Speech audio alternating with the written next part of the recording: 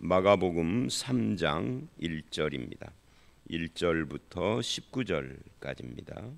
오늘 말씀은 읽으셨다시피 세 문단으로 나눠져 있습니다. 첫 번째 1절로 6절은 안식일에 손 마른 사람을 고치신 그런 내용이고요.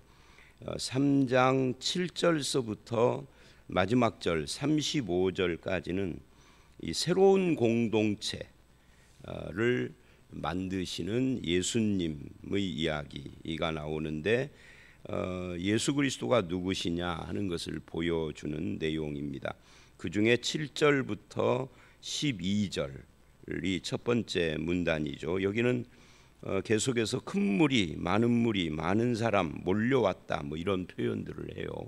근데 그 큰 무리들 중에서 이 큰 무리 전체를 상대하는 것이 아니라 13절로 19절은 12제자를 부르셨다 하는 12제자 세우는 내용이 나오고 있습니다. 이렇게 세 문단으로 되어져 있는데 첫 번째 1절로 6절 말씀, 안식일에 손 마른 사람을 고쳐주시는 그런 내용인데요. 이 이야기는 2장에서 했었던 그런 예수님의 교훈을 실천하는 내용이죠. 신랑과 함께 있는 동안은 금식하는 때가 아니라 이제 기뻐하는 때이고, 지금은 새 시대, 새 포도주는 새 부대에 담는 그런 시대라는 이야기를 하시고, 또 안식일 이야기를 하셨는데 안식일의 주인이 인자다 뭐 이런 이야기들을 쭉 하셨는데 그것을 실제로 보여주시는 그런 내용이다라고 말할 수 있습니다. 먼저 1절로 3절을 보면 여기에 특별한 그런 표현이 있습니다. 그게 뭐냐면 회당에 들어가니 한쪽 손 마른 사람이 있는데 그런데 사람들이 예수를 고발하려고 안식일에 이 사람을 고치시는가 거기에 주시하고 있거늘이라고 표현을 합니다. 이 주시하고 있다, 주시한다 이 말은 엿본다는 이야기죠.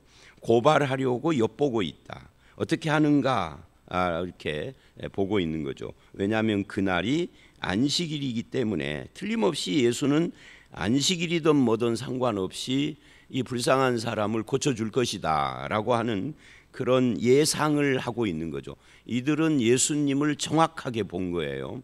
예수님은 안식일이기 때문에 뭐 못하고 그런 것이 아니라 안식일이라도 그 안식일이 갖고 있는 의미, 안식일이 갖고 있는 의미는 일이 아니라 안식이죠. 안식일이라는 이 단어는 두 단어잖아요. 안식과 플러스 일, 날짜. 사람들은 날짜에다 초점을 맞추는데 예수님은 안식에 초점을 맞춰요. 안식일이라는 날짜는 안식을 주는 날이다. 근데 안식이 없는 사람에게 안식을 주는 일이 뭐 안식일에 하는 일 이거 당연한 것이다 이런 생각을 가지고 오히려 예수님이 오신 것은 참된 안식을 주러 오신 것이다. 죄로부터 속죄하시는 것이 가장 큰 거지만 그 십자가의 대속의 죽음을 당하시기 전이라도 안식이 필요한 자에게는 안식일이든 아니든 주실 수 있는 분 또는 주시는 분인 것을 보여주는 겁니다. 그래서 인자가 안식일의 주인이라는 말을 말로만 한 것이 아니라 이렇게 실천하는데 사람들은 저 예수가 안식일에 사람 고칠 거야.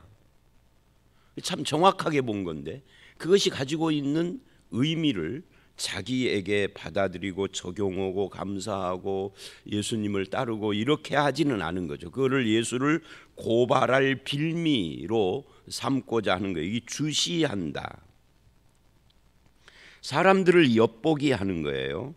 사람들이 안식을 못 누리는 이유 중에 하나입니다. 이 손 마른 사람은 손 마른 이 질병 때문에 육체적인 안식을 못 누리고 그것이 사람을 눌려서 마음의 안식도 못 누리지만 사람들이 이렇게 이 사람을 이용해 먹고 누군가를 고발하려고 엿보고 있고 하는 이런 사람들의 삶의 태도 때문에 이 세상은 안식이 또한 없는 거예요. 하나님의 안식을 모르는 거예요. 그런 것 때문에. 이거는 안 믿는 세상 속에만 있는 건 아니에요. 교회에서도 그래. 교회에서도 저 목사 어떻게 하는가, 저 장로 저 집사 어떻게 하는가 하고 엿보기 하는 사람들이 없다고 말할 수 없어요. 미국 교회는 모르겠어요. 안 가봐서. 한국 교회는 많아. 교회에서도 안식이 없어. 안식을 이루신 예수 그리스도의 부활의 날 주일을 지키는 우리가 주일날 교회 안에 다툼, 비난, 미움, 시기, 이거 왜 그래요?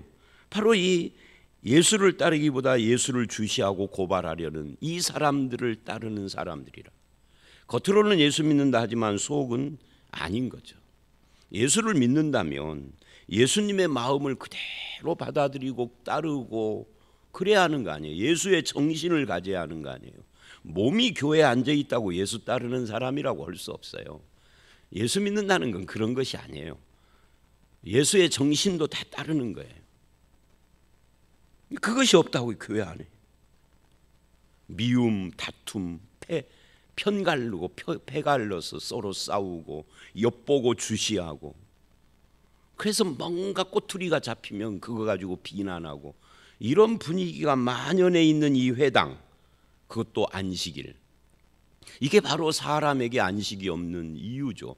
가장 근본적인 것은 죄인데 죄가 그렇게 나타나는 거예요. 그러면서도 자기들은 거룩한 하나님의 백성이요 하나님을 섬기고 예배한다라고 안식일 날 회당에 모여 있는 거죠. 하나님 받으실까요? 안 받으시죠. 하나님 기뻐하지 않는 거죠. 그래서 죄가 잉태해서 나온 이 현상들, 사람을 주시하고 고발하려고 하는 이 표현, 이 속에 담겨져 있는 우리들의 모습, 인간 속에 있는 이런 모습들, 정말 죄사함이 필요한 거죠. 그런데 그들은 예수 그리스도를 부정하고 있는 겁니다. 죄인들이다. 누가? 손 마른 사람이나 그 사람을 고쳐주는 예수가 아니라 예수를 고발하려고 주시하고 있는 이들은 손 마른 사람의 불쌍한 처지를 전혀 마음에 담지도 않아요. 그 사람을 이용해 먹고 있죠. 사람을 이용하고 있는 이들에게 안식이 있을 수 있나요? 이용하는 그 사람들도 안식이 없고 이용당하는 이 사람도 안식이 없고 너나 나나 안식이 없는 거예요. 사람이 대접받는 곳에 안식이 있고, 그죠? 이런 죄가 사함받은 기쁨을 누리는 곳에 안식이 있는 거죠. 마가복음 2장 18절로 22절에서도 새 시대가 왔다. 그리고 23절로 28절에 안식일의 주인이신 인자, 그리고 안식일이 사람을 위해서 있다라고 한 2장 27절 말씀, 이런 말씀들을 하신 이유가 바로 이 3장 1절로 6절에 이런 상황들과 관계가 있는 겁니다. 그러면 이 사람들은 왜 이런 태도를 보이며 사람을 이용해서 그를 엿보고 주시해서 고발하려고 할까? 왜냐하면 저들은 율법주의자들이기 때문에 그래요. 율법주의자들을 약간 좀 고쳐서 말하면 규칙주의자들이에요. 인간이 정해놓은 규칙 안에서만 살려고 하는 거죠. 그 규칙에 어긋나면은 누구든지 고발하고 죽이려고 하고 미워하고 싫어하고 다투고 편가르고, 생명을 살리는 데 관심이 있는 것이 아니라 그 율법과 규칙이라는 테두리 안에서 사람을 어떻게 해서든지 엮어 잡으려고 하는, 이게 율법주의자예요. 그래서 생명을 살리는 복음의 은혜와 참된 쉼, 즉 구원을 기뻐하기보다는 이런 사람들은 생명보다는 법을 더 중시하고 절차와 형식을 더 중시하는, 혹시 여러분 그러지 않습니까? 여러분 율법주의자예요. 나는 율법주의자. 아니요, 당신이 스스로 말하는 것은 아무 소용없어. 하나님이나 성경이나 다른 사람이 여러분을 볼 때 율법주의자인 거예요. 생명보다 법이나 절차나 형식이나 규칙을 더 중시 여기면 그게 율법주의자지. 사람이 더 소중한 거지. 그래서 예수께서는 그것을 다 알고 계시면서도 3절로 5절 한가운데 이 손마른 사람을 일어서라 하시고 이렇게 질문을 해요. 4절. 이게 핵심이죠. 안식일에 선을 행하는 것과 악을 행하는 것, 생명을 구하는 것과 죽이는 것, 어느 것이 옳으냐. 예수님의 이 말씀이 전곡을 찌른 거예요. 그러니 사람들이 유구무원 잠잠했다 하는 거예요. 그래서 예수님이 그들의 잠잠한 모습, 이 잠잠하다라는 것을 예수님이 뭐라고 그래요? 마음에 완악하다. 왜? 왜냐하면 답이 뻔하고 확실하거든요. 안식일에도 선을 행하는 것이 옳은 거죠. 생명을 구하는 것이 중요한 거죠. 생명을 죽이는 이 규칙, 절차, 형식이 아니라 생명을 살리는 것, 구하는 것이 옳은 거죠. 그런데 옳은 걸 알아 이들이. 예수님의 질문을 듣고 어떤 것이 옳은지를 아는데 그렇게 말을 하면은 자기들이 이미 짜놓은 예수를 고발하려고 엿보고 있는 이게 무산이 되니까 말을 않는 거죠. 그게 완악한 거예요. 우리도 똑같습니다. 옳은 걸 아는데 옳은 대로 살지 않는 완악함. 몰라서가 아닌 거죠. 탄식하사 노하심으로 진노하신 거죠. 화가 나신 거죠. 그들을 둘러보시고 그 사람에게 내 손을 내밀라 하심에 그 손이 회복되었다. 자, 여기서 우리는 안식일의 진정한 의미가 뭐냐 하는 것을 다시 또 확인을 하는 거죠. 그것은 선을 행하는 것이고 생명을 구하는 것이죠. 조금 더 넓히면 안식일은 사람을 위해서 있는 거죠. 안식일이라고 하는 날짜와 규칙을 위해서 있는 것이 아니에요. 사람을 위해서 있는 거예요. 그래서 이런 부분들이 우리들에게도 실천이 돼야 합니다. 이거를 알고도 실천 않는 것이 완악함이고 모르는 것은 완악 플러스 무지함인 거죠. 이 완악하다라는 말은 강팍이라고도 번역이 돼요. 하나님에 대한 그런 반역적인 태도를 완악 또는 강팍이라고 성경은 그렇게 표현을 하는 겁니다. 예수님이 보시는 악이 뭐냐 할 때 하나님이 사람들에게 안식 주는 것에 관심이 있지만 인간은 그것을 무시하고 무관심하고 그리고 그 대신에 법, 형식, 규칙, 절차 이런 것에 매여서 그걸 고집하며 그 메말라 있는 그 가슴, 그 율법만 따지고 있는 율법의 정신을 배제하고 율법의 정신은 사람을 사랑하는 거죠.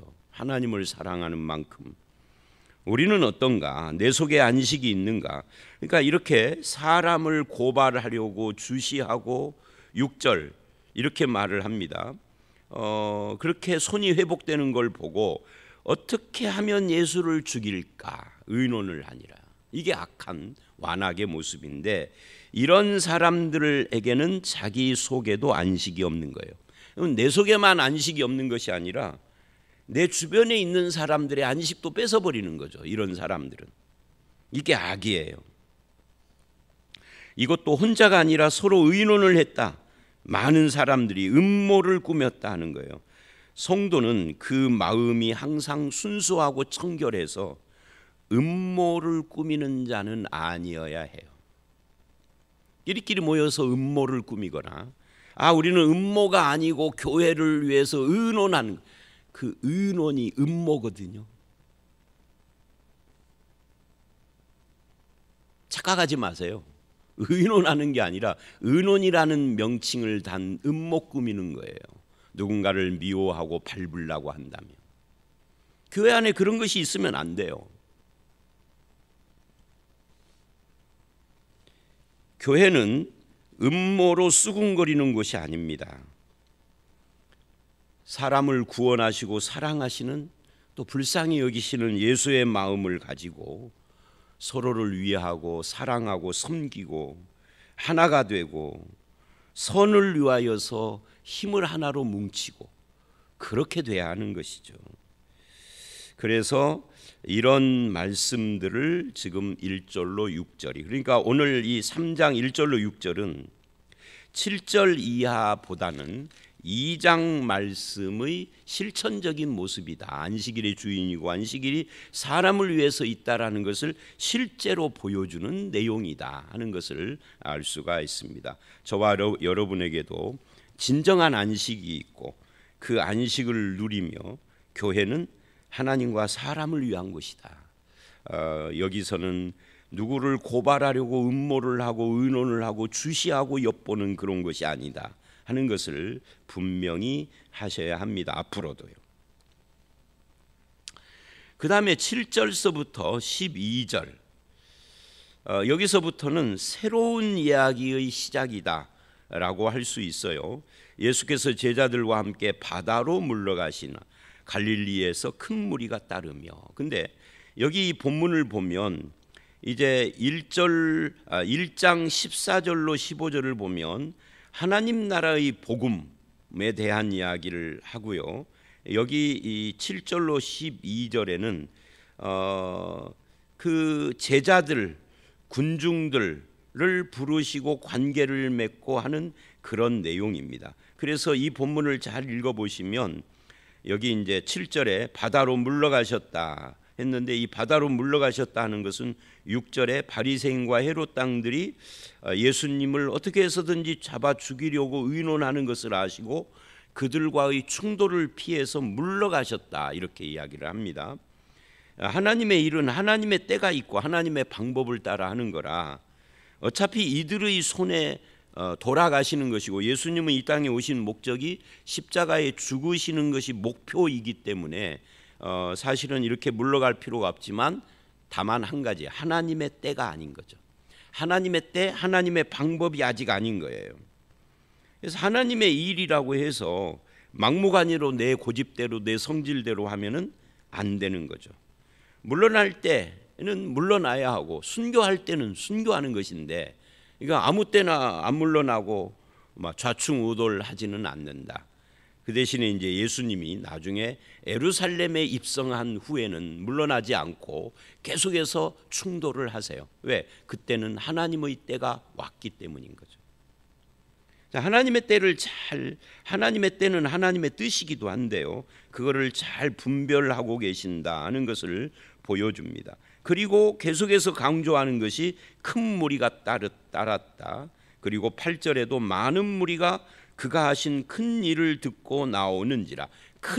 많은 큰 일, 이 큰이라는 말이 강조되고 많은 무리, 큰 무리라는 것이 강조가 되고 9절에도 무리가 에워싸서 미는 것을 피하기 위하여 여기서 큰이나 많은 자가 없지만 에워싸 밀었다라는 건 많은 무리들이 예수님을 따랐음을 다시 말을 하고 10절에도 많은 사람을 고쳤으므로 또 몰려왔다 이런 표현들이 이 7절로 12절은 핵심이 큰 무리 많은 무리에 있다 하는 것을 보여주는 겁니다.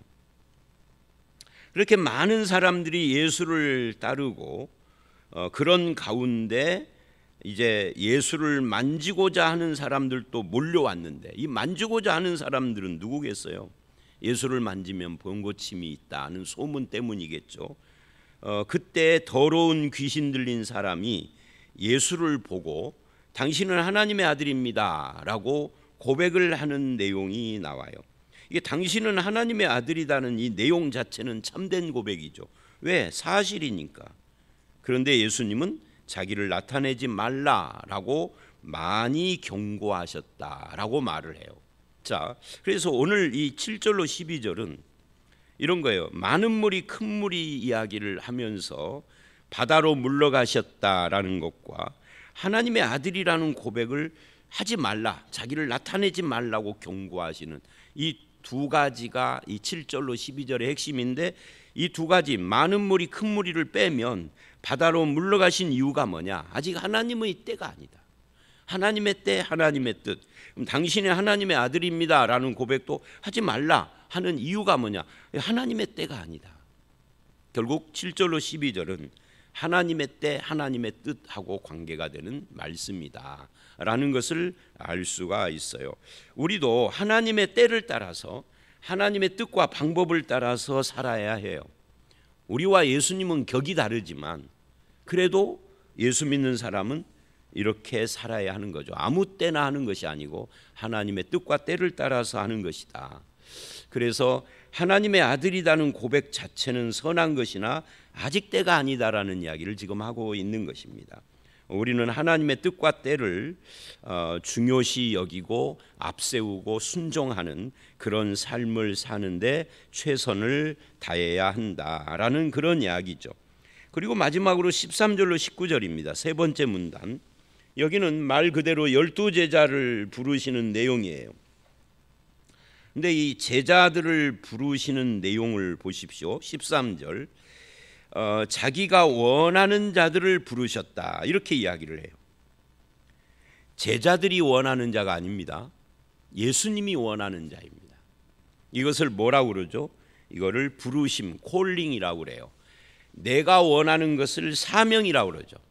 근데 이 사명은 부르심에 대한 반응으로 사명이 돼야지, 부르심이 아닌 것을 나 스스로 자가 발전적으로 사명으로 삼는 사람은 오래 못 가요. 그 동력이 쉽게 떨어지죠. 주님의 부르심이 있어야 해요. 이 부르심, 콜링이죠.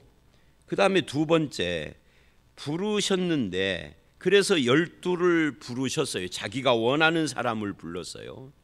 그러니까 이런 겁니다. 내가 12제자 중에 한 사람이라고 생각을 해보십시다. 어떤 때는 베드로하고 비교가 될 수 있어요. 베드로는 늘 앞장서는데 나는 성격상 늘 내향적이고 내 표현을 마음속에 표현을 못해. 예수님에 대한 감탄을 하는데 어떤 사람은 뭐 예수님 어쩌고 저쩌고 하면서 예수님께 즉각 반응을 하는데 나는 그걸 못해 수줍어서. 그러니까 늘 비교를 당하고 그것이 계속되다 보면 어떤 때는 흔들릴 수도 있을 거 아니겠어요. 그럴 때마다 나를 붙들어주는 것은 주님이 원하시는 자를 부르셨다예요. 주님이 부르셨다. 이게 더 요약을 하면 이 주님의 부르심의 확신이 있으면 그런 상처 또는 자신에 대한 여러 가지 그 어떤 그 자격지심 같은 거, 열등감, 비교 이런 것을 이길 수가 있는데 이 부르심이 확실하지 않은 사람은 이거 못 이기는 거예요. 그래서 쉽게 포기하기도 하고, 포기하는 것은 자기 혼자만 하면 되는 건데 어떤 사람은 포기하는 쪽이 아니라 그래서 이제 이걸 가지고 시기 질투하고 패거리를 만들어 가지고 막 누군가를 공격을 하는 일을 하기도 해요. 그 다 열등감 때문인 거죠. 열등감이 그런 모습을 드러내는 건데 이 부르심, 주님이 원하는 자를 부르셨는데 그게 나다. 그럼 12제자, 우리는 12제자 중에 하나가 아니잖아요. 그러나 12제자는 아니지만 우리의 구원으로 나를 부르시고 또는 이 직분으로 나를 부르시고, 부르심이라는 것이 다양해요. 구원으로 부르심, 직분뿐만이 아니라 우리 삶의 현장으로도 부르심이에요. 직업도 콜링입니다.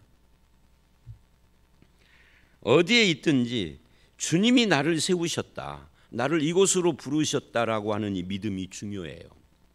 그것이 있는 사람은 그걸 감당할 수가 있거든요. 이 부르심이 제일 중요합니다. 12를 세우셨습니다. 그런데 그렇게 불러 세우신 이유가 뭐냐? 이는 그래요. 첫 번째가 뭐예요? 일을 하게 하는 것이 아니라 첫 번째가 함께 있게 하기 위해서예요. 자, 이 함께 있음, 이게 뭐예요? 관계죠. 관계, 교제. 이것이 가운데 빠져버리고 부르셨는데 바로 일로 연결되고 가운데 함께 있음이 빠져버리면 이것도 문제예요.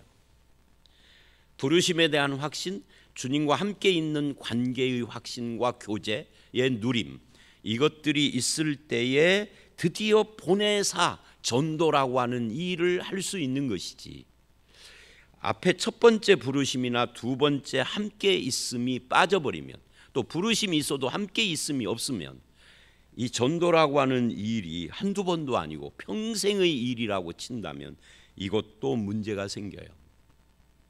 그래서 요 순서가 참 중요합니다. 부르심, 함께 있음, 보내사, 전도하게 하시는. 근데 사람들은 앞에 첫 번째와 두 번째를 빼버리고 마지막 세 번째 일하는 쪽으로만 몰려요. 그래서 뭐 일해야 은혜 받아, 일해야 뭐가 어떻게 돼 하고 막 막 일로 내모는 경향이 있죠. 그러다가 어떤 사람은 일하다가 은혜 받는 사람이 있기는 있어요. 어쩌다가 대부분의 사람들은 상처받아요. 상처받아서 떨어지면 자기 혼자 떨어지는 거지만 문제는 그 상처를 어떻게 메꾸느냐에 따라서 어떤 사람은 바리새인이 돼요. 그러면 이제 교회에 큰 피해를 주는 거죠. 다른 사람들에게도. 그래서 이 순서가 중요합니다. 부르심, 신앙의 확신이죠. 함께 있음, 주님과의 교제의 누림이죠. 이 기쁨이 있는 사람이 그 다음에 일도 하는 거예요. 이것이 없는 사람에게 일만 시키면은 나가 떨어지거나 바리새인 된다니까요. 그래서 저와 여러분도 스스로를 물어봐야 합니다. 저는 목사고 여러분들은 이제 뭐 장로, 권사, 집사들이시잖아요. 이제 나에게 적용한 나를 목사로 부르신 분이 하나님이 맞으신가? 내가 자가발전적으로 하나님 나 안 불렀는데 내가 하고 싶어서 여기에 있게 됐는가? 이런 것부터 체크를 해야 되는 것이죠. 자원하는 것도 중요하지만 자원하는 것보다 부르심이 먼저다는. 자원하는 것은 쉽게 지쳐요. 부르심이 있으면은 안 지칩니다. 아니 인간이니까 지치겠죠. 지쳤다가도 이 부르심 때문에 다시 일어서는 거예요. 이게 동력이 되는 거예요. 동력. 그리고 하나님과 함께하는 이 관계의 누림, 늘 말씀과 기도를 통하여서 주님과의 교제가 나에게 힘이 되고 기쁨이 되고 은혜가 되는가? 이게 안 되는 거예요. 목사가 설교하려고 말씀을 보지 자기가 은혜를 받으려고 말씀을 안 봐. 이게 이제 문제가 되죠. 한계가 있는 거예요. 그거는 내가 은혜를 받아야 돼요. 그리고 설교는 그렇게 내가 이 본문에서 은혜 받은 것이 나가야 하는 거죠. 뭐 신학적으로 문맥으로 무슨 원어로 뭐 문법적으로를 아무리 따져도 그것이 내가 은혜 받은 것이 아니면 소용없어. 사람들이 들을 때 그냥 딱딱한 그저 학교 선생이 가르치는 수업 정도밖에 안 돼. 졸려. 목사를 거쳐서 나가야 될 거 아니에요. 이제 목사를 예를 든 겁니다. 여러분 목사가 아니니까 여러분 나름대로 이 관계, 주님과의 관계의 누림의 기쁨과 감사와 은혜가 있는가예요. 이것이 없이 그냥 일로 뛰어들면은 그 노동하는 거죠. 종이죠, 종. 아버지와의 교제는 아들이 하는 거고 일만 하는 것은 종이에요, 노예예요. 교회의 노예, 기독교의 종이 되는 거죠. 하나님의 자녀로서의 누림이 전혀 없는 사람이에요. 그렇게 되면 안 되는 거예요. 누가 그렇게 될 가능성이 많을까요? 우선 저 같은 직분자, 그 다음에 두 번째 교회 일을 앞장서서 하는데 항상 보면은 뒤에서 궁시렁거려, 투덜거려, 투덜이. 왜? 누림의 기쁨이 없는 거예요. 일에 치이고 있는 거죠. 그리고 마지막 세 번째가 사명입니다. 그 사명이 뭐냐 할 때 전도도 하고 귀신을 쫓는 권능도 갖고 이런 걸 이야기를 합니다. 전도는 생명을 살리는 거예요. 귀신을 쫓는다는 것은 하나님 나라가 여기 왔다라는 것을 보여주는 행위이기 때문에 단순히 축사라고 하는 신비한 그런 어떤 기적을 말하는 것이 아니라 하나님 나라의 통치권이 이 하나님 나라가 확장돼 가는 것을 감당하는 일꾼이라는 그런 의미를 가지고 있는 겁니다. 그래서 16절로 19절 12명을 세웠다. 근데 12명의 사람들을 보면 이 사람들은 정말 다양한 사람들을 세웠죠. 시몬 베드로 같은 사람들, 야고보, 요한 같은 우레의 아들처럼 그렇게 성격이 아주 급한 사람들. 이 재미있는 것은 이 성격이 급한 야고보는 제일 먼저 순교를 하고 그 형제 요한도 성격이 급한 우레의 아들이었는데 사랑의 사도로 변하죠. 시몬도 시몬이었는데 베드로라는 반석으로 변해가고요. 예수를 만나면 변합니다. 안드레, 이 안드레는 또 재미있는 것이 베드로의 형제인데 베드로를 제일 먼저 전도한 사람이에요. 그런데 야고보와 요한보다도 더 뒤에 호명이 되는 걸 보면 이 안드레는 자기 형제 베드로보다 영향력이 그렇게 크지는 않은 사람이었을 수도 있습니다. 어쨌든 이렇게 해서 제자들을 부르는데 세우는데 맨 마지막에 가룟 유다도 있었다. 가룟 유다, 사실은 끼면은 안 되는 사람이지만 끼어든 거죠. 그리고 그는 예수를 판자가 된 겁니다. 자, 이건 우리가 잘 아는 거니까 우리는 이 새로운 하나님 나라와 그 교회를 위해서 그 나라와 교회를 세워가는 일꾼으로 우리를 부르셨다라는 것을 감사하게 여기고 어떻게 해야 돼요? 일꾼으로 부름받은 사람은 일꾼의 일을 하기 전에는 나를 부르셨다는 것과 예수와 함께 있음, 이 두 가지가 필요하고요. 일꾼으로 부른 후에는 그다음에는 감사하고 충성해야 하는 거죠. 감사하고 충성스러운 삶, 이게 우리에게 필요합니다. 그렇게 해서 사명을 감당하는 것이 성도의 생애다. 자, 오늘 말씀은 좀 내용이 길었습니다마는 안식일에 진정한 안식을 주시는, 생명을 살리시고 선한 일을 하시는 예수님, 뭘 못한다라고 하는 규정만 지키는 사람들과 달랐다 하는 거, 우리도 예수의 마음을 품어야 된다는 거, 그 다음에 하나님의 뜻과 때가 있다 하는 거, 그 다음에 하나님이 우리를 부르셨고 부르신 그 하나님 주님과 함께 있게 하는 것이고, 그 다음에 가서 일을 하게 하는 겁니다. 전도라고 하는 요 순서와 의미들을 우리가 잘 새겨야 할 필요가 있습니다. 그렇게 하나님과 함께하는, 주님과 함께하는 저와 여러분들이 다 되시기를 주의 이름으로 축원합니다. 함께 기도하겠습니다. 하나님, 안식일에 회당이 있는데도 사람을 고발하려고 엿보고 있는 이 사람들 속에 안식이 없지만 안식일에 선을 행하고 생명을 구하는 것이 옳다 하시는 예수 안에서는 안식을 누리는 큰 은혜와 축복이 우리에게 있음을 생각할 때 감사를 드립니다. 그 예수님이 우리를 부르시고 예수님과 함께하며 그 주님과의 관계를 누리는 교제의 삶을 살게 하시고 우리를 불러 주의 일, 주님의 나라의 일을 맡기시니 감사를 드립니다. 부르심의 확신, 주님과의 교제의 누림, 그리고 주의 일을 감당하는 감사함과 충성스러움이 우리들 가운데 존재하도록 주님 인도하여 주시옵소서. 그래서 우리를 통하여서 하나님 나라가 확장되고 하나님의 영광이 드러나는 열매가 맺게 주실 줄 믿사옵고 예수님 이름으로 기도드렸사옵나이다. 아멘.